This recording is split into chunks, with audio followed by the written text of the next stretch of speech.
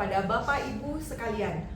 Perkenalkan, saya dengan Dr. Sarah Kastilani. Pada pagi hari ini saya akan membawakan digital marketing Rumah Sakit Bayangkara.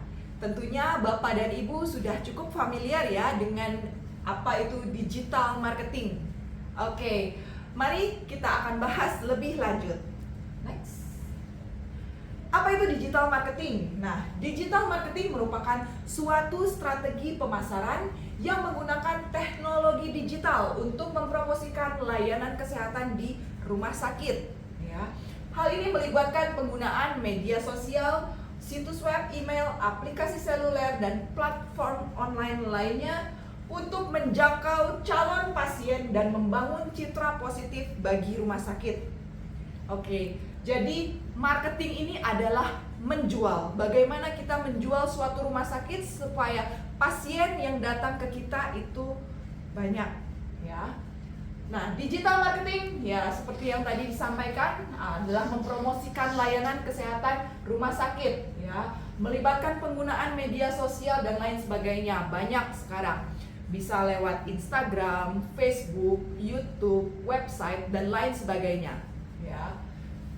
Nah, ini akan meningkatkan visibilitas dan aksesibilitas layanan kesehatan kepada masyarakat, ya. Dan ini pun akan mempertahankan hubungan yang baik dengan pasien dan juga akan meningkatkan kemampuan pasien melalui layanan yang lebih baik dan komunikasi yang lebih efektif.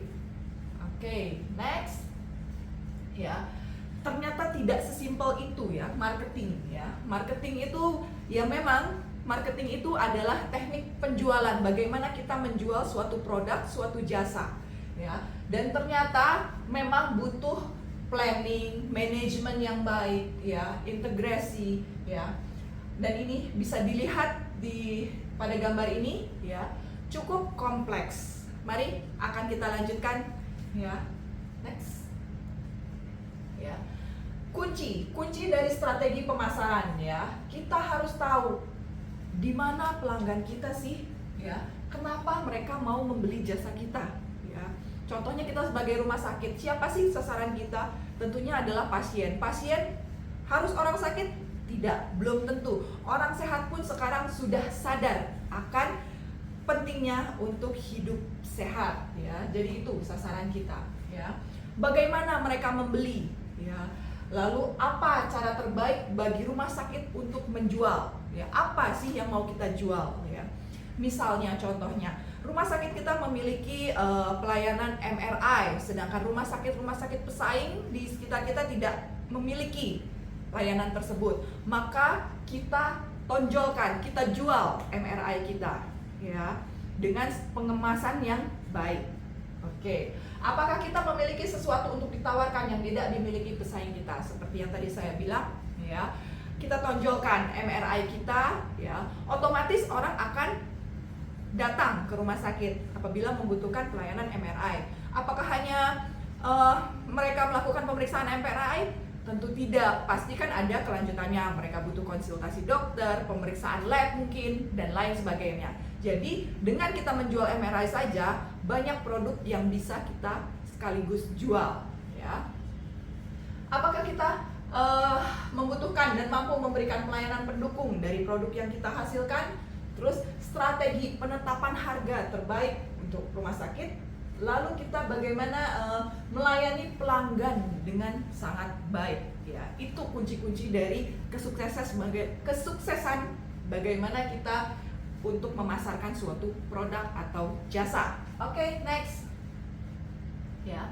Upaya internal ya. Ini internal yang dilakukan biasanya oleh pegawai rumah sakit, personal rumah sakit ya. Nah, di sini kita umpamakan seluruh personil adalah sebagai tenaga pemasaran ya. Dimana setiap personil misalnya nih kita wajibkan, oke, setiap kali rumah sakit ngepost sesuatu misalnya di Instagram, like, komen ya, follow. Nah, dengan begitu banyak pasien, banyak orang-orang luar yang mulai kepo nih, mulai mengikuti Instagramnya, mulai melirik-lirik rumah sakit kita. Oke, lalu kita pasang di papan pengumuman presentasi audiovisual, mungkin seminggu sekali bisa kita presentasikan, kita ingatkan kembali apa sih kelebihan-kelebihan rumah sakit kita, seperti itu. Melalui film, pada saat rapat, ya, CCTV, pameran, sampai di amplop gaji pun kita bisa pasang suatu pesan, seperti itu, ya. Surat-surat penghargaan tertentu. Oke, next. Ya. Untuk upaya eksternalnya juga ada, ya. Kita bisa jadi sponsor, misalnya jadi sponsor rumah sakit A menjadi sponsor suatu kegiatan ilmiah, suatu seminar, nah seperti itu. Lalu pesan kepada pelanggan tentang berbagai masalah kesulitannya, ya. Lalu pelayanan bisnis kesehatan di luar rumah sakit, ya. Menjadi mitra untuk melaksanakan pelayanan kesehatan bagi masyarakat. Misalnya nih, kita adakan baksos, kita adakan penyuluhan ke sekolah-sekolah. Kita pasang tuh banner rumah sakit kita selipkan kata-kata yang menjual rumah sakit kita, seperti itu. Lalu kita ikut kegiatan-kegiatan kesehatan di TV, talk show dan lain sebagainya. Oke, next. Ya, di sini itu kita akan bahas lebih detail tentang digital marketing di Rumah Sakit Bayangkara. Yang tadi itu adalah secara luas ya untuk digital marketing. Oke, next. Ya. Nah, Rumah Sakit Bayangkara itu ternyata kita punya sangat banyak ya, cukup banyak lah ya. 58 rumah sakit ya. Di antaranya 41 sudah BLU dan 17-nya adalah merupakan non BLU. Ini perbedaannya hanya di pengelolaan keuangannya ya di situ.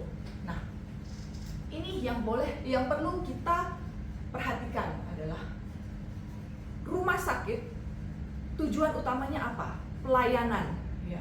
Tapi bagaimana pelayanan itu dapat berjalan kalau kita tidak mencari untung, kita tidak dapat mengelola keuangan dengan baik ya. Operasional dari mana? Nah, itu salah satunya mengapa kita menerapkan teknik marketing ini ya, supaya mendapatkan pasien yang lebih banyak lagi, bukan mengharapkan orang sakit ya, tapi kita bisa mengedukasi pasien supaya sadar untuk hidup sehat, bisa check up rutin, atau kalau memang membutuhkan suatu pengobatan bisa datang ke rumah sakit kita. Gitu. Oke, next. Ya, ini adalah beberapa dasar ya. Ini adalah dasar-dasar yang melatar belakangi digital marketing di Rumah Sakit Bayangkara ya. Udah pada jelas ya pasti ya, bisa dilihat di sini pertama, kedua, ketiga dan keempat. Oke, next. Ya. Nah, untuk Rumah Sakit Bayangkara kita tekankan pada program prioritas dari Bapak Kapusdokes Polri, terutama yang nomor 7 dan nomor 8. Di sini adalah pemanfaat teknologi informasi dalam memberikan pelayanan yang terintegrasi dan adanya penguatan networking. Next. Ya, kebijakannya untuk di Rumah Sakit Bayangkara adalah sesuai dengan program prioritas Bapak Kapusdokes ya. Selanjutnya adalah kita melakukan integrasi teknologi digital dalam pelayanan kesehatan berdasarkan Healthcare 4.0 ya. Lalu rumah sakit perlu melakukan digital marketing yang efektif untuk mempromosikan layanan perawatan medis dalam memperluas bisnis ya, dengan tetap memberikan layanan perawatan kesehatan berkualitas dan menjamin kepuasan pasien. Itu yang utamanya. Next. Ya. Yang keempat adalah dalam kondisi tertentu kita tetap dapat menerapkan marketing secara konvensional ya, meningkatkan kualitas sumber daya manusia supaya dapat memberikan kontribusi yang optimal. Lalu selanjutnya adalah di samping semua hal tersebut kita tetap tidak meninggalkan tupoksi kita sebagai Polri ya, sebagai pelindung, pengayom dan pelayan masyarakat. Next.